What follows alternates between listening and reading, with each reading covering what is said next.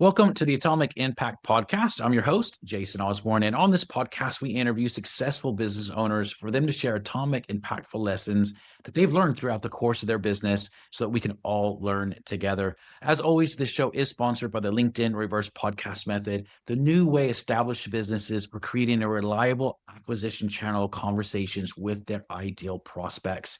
We use this method to book 26 qualified leads and sales calls in 10 days without any ad spend, outreach, endless social media posting, or any of the old, ineffective traditional marketing methods that everybody hates.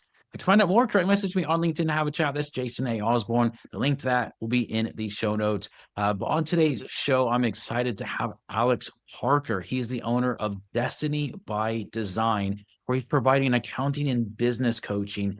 We were just chatting there, and it sounds very, very cool what he does. So, Alex, thanks for being on the show. And I want to start off by asking you a question I always love to start off with, which is this. If you were able to go back to when you started your very first business, knowing what you know now, what would you do differently in the first 12 months? Oh, well, first of all, thank you for the invite to be here. I appreciate that. That's a really great question. So I started my first business almost 40 years ago now. What would I do differently? I think I would be more strategic, and especially in terms of the value proposition. And I can probably best illustrate that with a quick story, if I may. Yeah. I remember very clearly, I was a couple of years into my first business.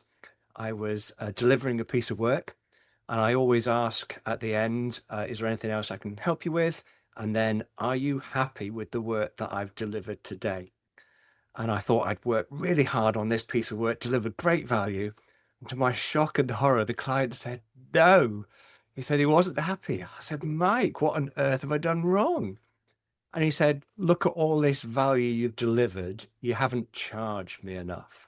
And I think very often we start in business, we come out of a job and we think we're just going to do the same thing.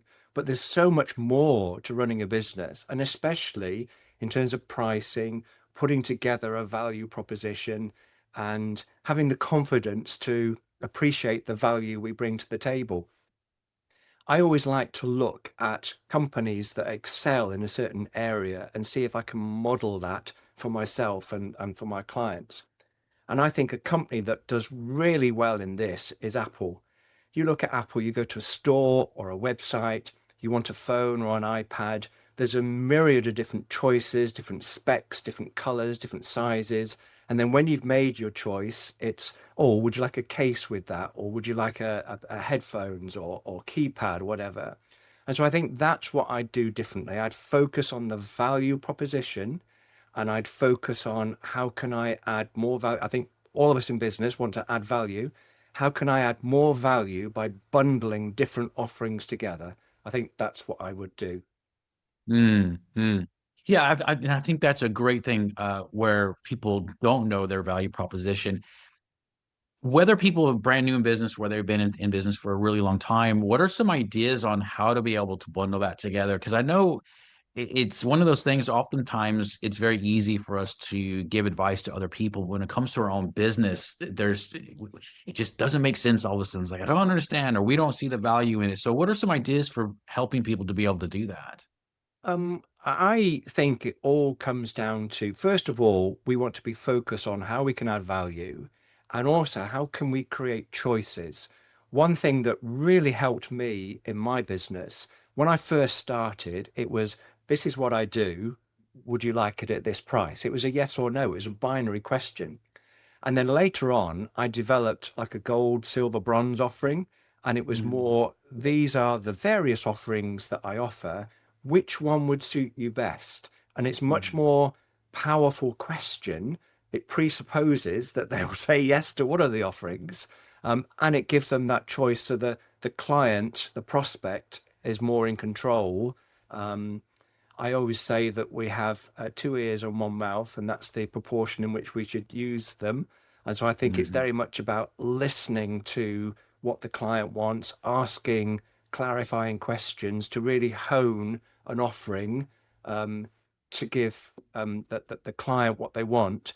Um, I always say, as business owners, sometimes we're very passionate about the service or product that we give, but it's only of value to the client if that's what the client wants. So it's much more important, really, to identify what it is the client wants and then structure a value proposition to meet those needs. Yeah, absolutely. Totally agree with that. As you've built your business and grown it, what are some of the things that you've done to make sure you maintain relationship with prospects so you're not coming across as salesy and spammy? Because I know that's a big challenge for a lot of people. I think that's a really important question. I always teach that whatever business we are in the relationship business first, and then the business of the trade or the profession. I think businesses are um, succeed or fail on the strength of the relationship. Um, I always try and reach out to clients, whether I'm due to meet with them or not, just to maintain that relationship. Very often that leads to a piece of work anyway. But I think it's just having these multiple touch points throughout the year where you cultivate the relationship. Um, I think it's really important. Yeah, yeah. I'm very big on relationship led business building and lead generation as well. I think it is. I think it's the way to do it. I know Yeah, some for sure. people may disagree with that, but well, one of the things that I love to ask is, and I'll give you some context to this, Alex. As business owners, I know that we all deal with challenges. Oftentimes, it can be very isolating. Think that we're the only ones that go through this. Is there something wrong with me? All these self-doubt questions that we can have. So I like to normalize that so we can all learn from it together. So having said that, what's the biggest challenge that you've faced in your business so far? And it can be in any area of the business, but what's the biggest challenge you faced so far? And what's the lesson that you've learned from that? Well, you can imagine over 40 years, there's been quite a few challenges. I have one that stands out head and shoulders above the rest. I was actually defrauded in business and I was wiped clean. Um, I had bills to pay, loan payments to make, payroll to meet, and very little income coming in. And it was a very, very difficult time. It's why I'm so passionate about teaching business strategies now, because I know the pain of what it feels like when business isn't working. I have always been very passionate about my personal development. So I've gone traveling around the world on different events, trying to learn different tools and strategies. And I was always, at the beginning, very frustrated because they all start with psychology and mindset. And I was, never mind that, give me the strategies. But going through that issue when I was defrauded, looking back, I realized how important psychology and mindset were. Because I was asking myself, I'm a good man, I've worked hard. Why has this happened to me? And why does this always, why, or asking disempowering questions, and you're stuck in that loop. The four stages of grief. And it was only when I sort of accepted that, okay, this has happened. How do I fix it? What can I learn from this? And it was really reframing to be solution focused rather than problem focused, um, which is why I was able to recover. And as I say, why I'm so passionate to teach business strategies now. Because as you say, business is a lonely game, especially for solo entrepreneurs. And we're not taught financial management at school. We're not taught business strategies. And so, yeah, I think there's a need for what I bring to the table. Yeah, Sorry, yeah. long Oh, answer for a definitely. short question. Well, no, it's great. I love hearing that. The answer. Everyone's answer is very different, and it's always really helpful for that. And I agree. I think everyone does need the type of coaching you provide businesses. That there's a lot of learnings from that. Having said that, if you were to look at the most common theme across the businesses that you work with, what's the common theme that holds businesses back from growing and getting where they want to be in their business? So I always say most business entrepreneurs are really good at delivering the service or the product that they have, perhaps less good at the business end of it. Just the not just financial, but just the financial management in particular. Um, I always like to liken running a business as flying a plane. So just imagine you were looking forward to a great vacation. You're going up the steps of the plane, and the pilot is just at the door looking in, saying, "Look at all those dials and levers. What do they do?" How confident would you be to take that plane? But a Mm. lot of business owners are flying their plane, their business by the seat of their pants. And so that is the common theme that I see. And I think that's the need that I address, help businesses be more strategic in the way that they operate their business. Yeah, I totally agree with you. uh, Without giving everything away, what's when people, if they're listening to this and they're going, okay, yeah, I get that, Alex. I do feel like I'm flying by the seat of my pants in this. What's the first thing that they should actually be looking at, the first metric or the first lever or whatever terminology you want to do to help them start to be able to be more in control of their business they're playing? That's a very difficult question to answer succinctly. Um, if I might shamelessly plug my book, I Yeah, yeah. wrote a book, Simple Business Strategies for Sustainable Success. And Mm. I distilled in that book what I thought were the simple building blocks.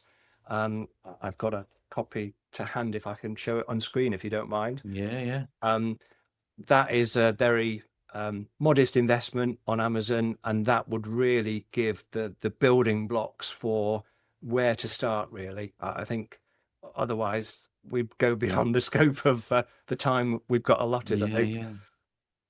Yeah, yeah, absolutely. Yeah, I think just learning those simple structures, little things to do instead of trying to feel like we have to overcome everything or know everything all in one go, which can be very overwhelming. So absolutely. Well, over the next 2 to 3 years of your own business, Alex, what are your goals? What would you like to achieve in the business? Oh, I have quite a few plans. I've definitely got another book in me.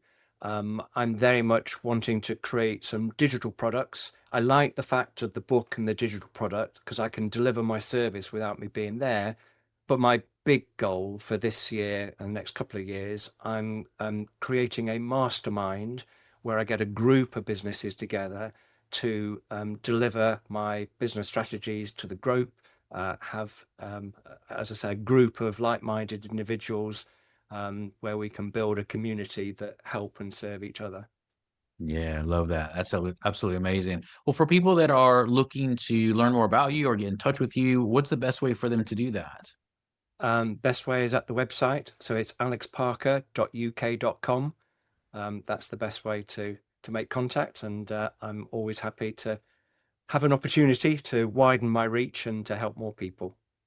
Amazing, amazing. Well, I definitely recommend everyone checking Alex out on his website there. Alex, thanks so much for taking the time out today and just sharing the lessons you've learned in your business as well and being able to help other people. So thank you so much for that. Much, much, much appreciated. And as a reminder to everyone listening, this show is sponsored by the LinkedIn Reverse Podcast Method, the new way established businesses are creating a reliable acquisition channel of conversations with their ideal prospects that doesn't rely on any of the old traditional ineffective methods that everybody hates. To find out more, direct message me on LinkedIn to have a chat. That's Jason A. Osborne. The link to that will be in the show notes below. And until next episode, stay inspired.